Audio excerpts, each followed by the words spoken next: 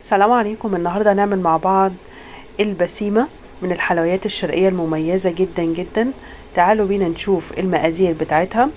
عبارة عن نص كوباية لبن، نص كوباية دقيق، تلت كوباية سمنة، معلقتين عسل أبيض أو شربات تقيل، 3/4 كوباية سكر، 3 معالق سميد بسبوسة، تمن جوز هند محمص بالزبدة، وتمن جوز هند أبيض، فانيليا، انا هنا استعملت السايلة، وسيرب او شربات علشان نسقي بيه البسيمة.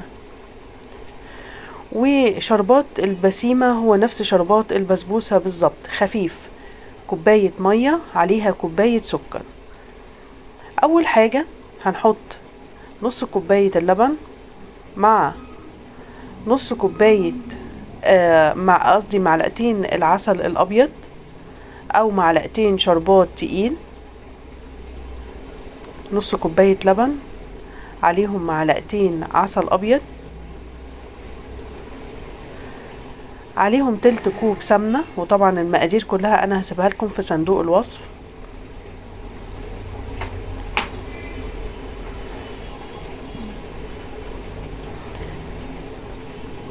هبتدي أقلبهم كويس جدا مع بعض، وبعد كده ابتدي أحط السكر والسميد،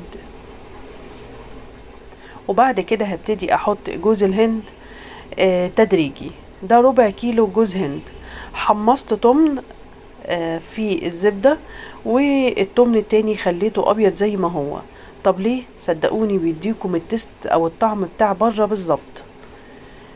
البسيمة من الحلويات الشرقية المميزة جدا جدا جدا، ويا سلام بقى لو اتعملت بالسمنة البلدي تبقى حاجة حكاية.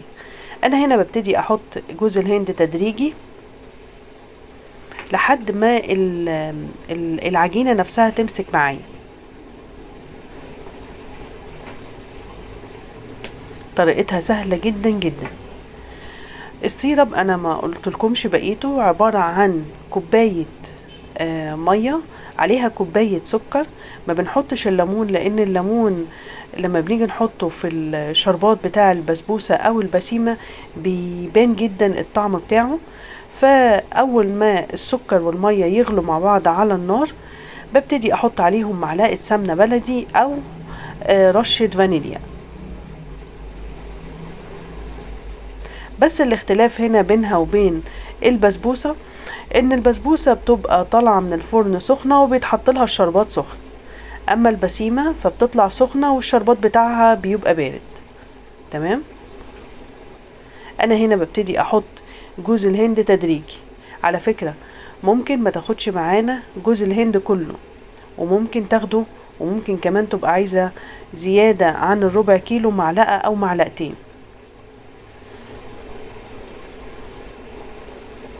ما تستغربوش من تحميصة نص جوز الهند بالزبدة، صدقوني بتديها طعم مميز جدا جدا جدا وزي بره بالظبط. وطبعا زي ما احنا عارفين ان البسيمة اللي بنعملها في رمضان او بتتباع من ضمن حلويات مولد النبي مش بيتحط عليها اي نوع من المكسرات.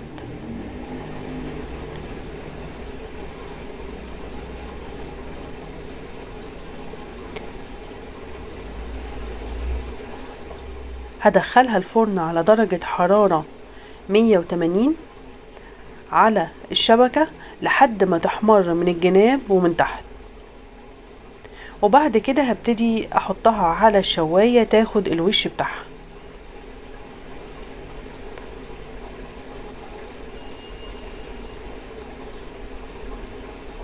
مش عايزة اقول لكم بجد نتيجتها ممتازة جدا وطعمها حكاية.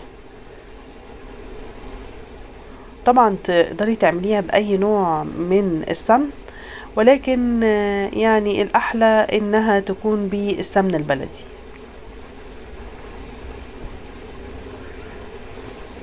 نبتدي بقى افردها كويس على اساس ان ما تكونش فيه جنب رفيع وجنب اسمك منه، وادخلها الفرن. هنا بعد ما طلعت من الفرن طبعا احنا اتفقنا ان هي سخنة والشربات بتاعها بارد. هي دلوقتي اهي بتبتدي تشرب الشربات معانا. طالما شربت الشربات يبقى هي كده تمام وناجحة جدا. هبتدي بقى ان انا احط باقي المقدار. انا هنا حاطه على فكرة كوباية ونص مية عليها كوباية ونص سكر. هغطي عليها شوية 5 دقايق وبعدين ابتدي اقطعها. انا كده خلاص لما بتك عليها بلاقيها شربت الشربات كده تمام، كده خلاص اتشبعت او خدت كفايتها من الشربات. هبتدي بقى اقطعها واقدمها. بجد اتمنى تجربوها. والتست بتاع نص جوز الهند متحمص بالزبدة بجد بيديها طعم حكاية بجد. شايفين تحفة ازاي؟ حاجة كده بجد روعة. اتمنى ان شاء الله باذن الله تجربوها وان شاء الله باذن الله تعجبكم. البسيمة من الحلويات المميزة جدا جدا جدا، ولها طعم كده خاص. ده بقى السوا بتاعها كده ممتاز جدا. وشايفينها دايبة ازاي؟ بجد حكاية.